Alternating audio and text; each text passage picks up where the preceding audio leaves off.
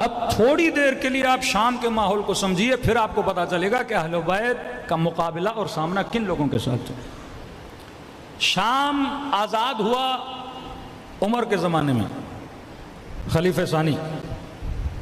شام کا سب سے پہلا والی یزید ابن ابی سفیان، معاویہ کا بھائی۔ اس کے بعد خلیفہ بنا معاویہ ابن ابی سفیان، اس کے بعد خلیفے بنے یزید، یزید کے بعد پھر معاویہ۔ مطلب شامیوں نے علی نہیں دیکھا، شامیوں نے رسول نہیں دیکھا۔ آپ سمجھو آپ ایک نئے ملک کو فتح کرتے ہو، اور جب سے ملک فتح ہوا ان کے حکمران بنو امیہ تھے۔ ایک اسلام کا ورژن مدینے میں تھا جنہوں نے رسول کو دیکھا تھا، ایک اسلام کا ورژن مکے میں تھا جنہوں نے رسول کو دیکھا تھا، ایک اسلام کا ورژن کوفے میں تھا جنہوں نے علی کو بھی دیکھا، حسن کو بھی دیکھا، اور خلفاء کو جانتے تھے وہ لوگ، کیونکہ آنا جانا تھا۔ مدینے والے لوگ یہاں آتے تھے، یہ وہاں جاتے تھے۔ اس شہر کو آباد غالباً سعد بن ابی وقاص سے کس نے آباد کیا؟ یہ شہر کوفہ رسول خدا کے زمانے میں نہیں تھا، رسول کے بعد یہ شہر آباد ہوا، اور اتنی کثرت سے آباد ہوا کہ اس میں بڑی بڑی آبادی آئی۔ اب شام کے لوگ وہ ہیں جنہوں نے رسول دیکھا نہیں، جنہوں نے علی دیکھا نہیں، جو علی کو جانتے نہیں۔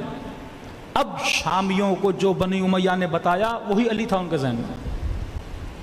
مطلب ایک شامی اگر یہ کہہ رہا ہے کہ علی ابن ابی طالب کی شہادت مسجد میں ہوئی ہے، اور تعجباً پوچھ رہا ہے کہ کیا علی بھی نماز پڑھتے تھے، وہ لٹرلی یہ بلیو کرتا تھا کہ علی نماز نہیں پڑھتا، اس کی ذہن سازی ایسی کی گئی تھی۔ شامی کا قصور نہیں ہے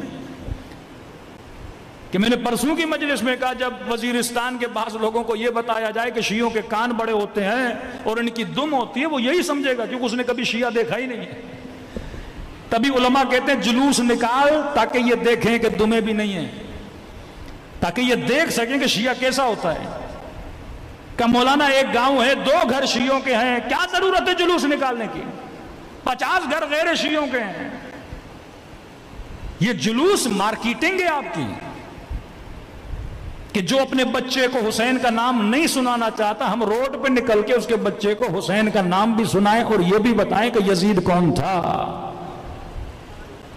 یہ سینس اہل بیت نے تب دیا جب مارکیٹنگ، جب میڈیا کی کوئی وقت ہی نہیں تھی۔ یا آپ سمجھتے ہیں آپ کا مکتب صرف مجلسوں سے بڑا؟ نہیں، جلوسوں سے بڑا۔ کئی لوگ جلوسوں کی وجہ سے آئے، نام حسین سنا، محبت حسین دیکھی، آپ کی سبیلیں، آپ کا نظر، آپ کا نیاز۔ الناس عبید الاحسان، انسان احسان کا بندہ ہے۔ جو حسین کا نیاز کھائے گا وہ کبھی حسین کی نمک حرامی نہیں کرے گا۔ جب کیوں کا شربت نہ پیو، نیاز نہ کھاؤ، مجلسوں میں نہ جاؤ۔ ابھی تو میں ٹک ٹاک والے مفتی صاحب کو سن رہا تھا، اب پہلے کافر بولا، مجلسوں میں نہ جاؤ، اب یہ نہج آئی ہے، کہتے ہیں بھائی بحث نہیں کرو شیعوں سے، بس بولو آپ جو کر رہے ہو صحیح ہو، ہم جو کر رہے ہیں۔ اب یہ نوبت آئی ہے، ان کو پتہ ہے بحث کریں گے جواب تو ہے ہی نہیں، کیونکہ اتنے سوال ان کے اپنوں نے کھڑے کر دیے۔ اب کہتے ہیں جو ملے اسے بولو بھائی آپ ماتم کر رہے ہو کرو، جو کرتے ہو کرو، ہمیں کیوں بولتے ہو؟ ہم اپنی جگہ خوش، تم اپنی جگہ خوش۔ اے کاش یہ تم 20 سال پہلے بولتے ہیں نا، تم اپنی جگہ خوش، ہم اپنی جگہ خوش۔ 40 سال پہلے بولتے ہیں نا، پہلے پتھر مارے، پھر گولیاں ماری، پھر بموں سے مارا کہ یہ مجلس نہ کرے۔ اب یہ نوبت آئی ہے، ان کے بچے سوال کر رہے ہیں، کیونکہ یہ مکتب ہے۔ یہ ٹریننگ کیوں دی؟ جلوس کا مطلب کیا ہے؟ تاکہ گلی گلی جاؤ، نام حسین جو نہیں بھی سننا چاہتا اس کے کان میں حسین کا نام ٹکرائے ہیں۔